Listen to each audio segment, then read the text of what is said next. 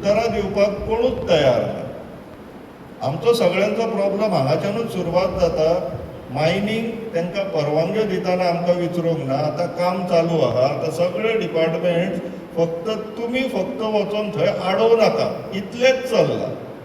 Deputy collector फाटल्या दिसांनी मिटिंगेक आपयता आनी सांगता म्हणटा तुमी थंय वयर वचून आडोव नाका म्हणटा. गांवांत पुलीस घातले तेणी, तेंचें काम बंद पडोंक जायना म्हणून. आमकां वचून दुसरे दिसा तेजे कडेन आर्ग्युमेंट्स करचे पडले डेप्युटी कलेक्टरा कडेन.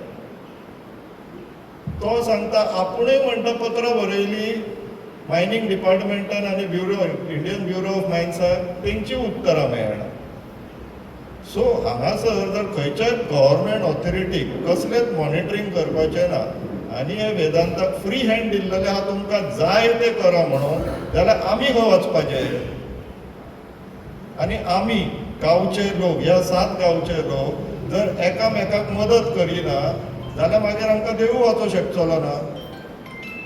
सो ही सुरवात जाल्लेली आहा मुळगांवच्यान, आमच्या देवीच्या पांया कडल्यान. ती बऱ्याची सुरवात. आमकां ही आतां 7 गांवांनी व्हरपाक जाय आनी एक व्हडली मिटींग एक करचीच पडटली बिचोलेर, नाल्यार हेंच्या कानार मनार काय हे घेवचेलें ना.